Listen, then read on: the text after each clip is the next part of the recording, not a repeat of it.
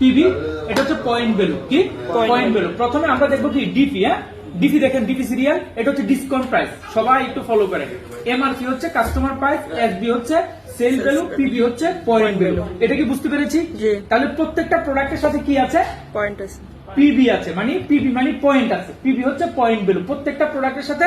যেমন এই আরজিজিএল mushroom powder, যে এতক্ষণ এটা নিয়ে আলোচনা করেছি, এটা কিন্তু 1840 পয়েন্ট এক সেটের মধ্যে। কত? 1840 পয়েন্ট কিন্তু এটার মধ্যে পিবি আছে।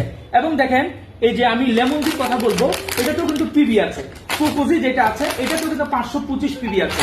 এই যে কডিসিপস, এটাতে কিন্তু 760 পয়েন্ট আছে।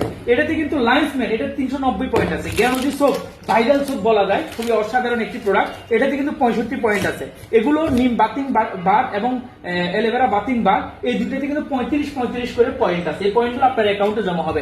এরপর হচ্ছে আপনার এপ্রিকোটে আছে 55 পয়েন্ট, পাপায়াতে আছে 55 পয়েন্ট, এবং টুথপেস্ট, এটা মেলিশন টুথপেস্ট, এই টুথপেস্টে আছে, এটা জ্ঞানজি টুথপেস্ট, যেটা দাঁতের জন্য খুবই ভালো, এটাতে আছে আপনার 110 পয়েন্ট। মাশরুমের প্রোডাক্ট, মাশরুমের, এটাও মাশরুমের, এবং এটা এপ্রিকোট, এটা হচ্ছে, এটা ডিসকাউন্ট আছে, এটা ডিসকাউন্ট আছে, এটা 835 টাকা হচ্ছে ডিসকাউন্ট প্রাইস।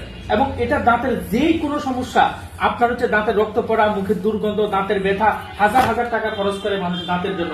একটা প্রোডাক্ট ব্যবহার করতে বলবেন আল্লাহর উপর ভরসা রেখে, 1 মাসের মধ্যে, 15 দিনের মধ্যে, 1 সপ্তাহের মধ্যে ভালো রেজাল্ট পেয়ে যাবে। কারণ যেরকম প্রোডাক্ট ওরকম এটার দাম, এরকম এটার বেনিফিট। কথা বুঝতে পারছেন? তাহলে আমরা পিবি সম্পর্কে বুঝলাম, পিবি সম্পর্কে বুঝছি কিনা? ওকে, ধন্যবাদ। এবার আসেন আমরা তাহলে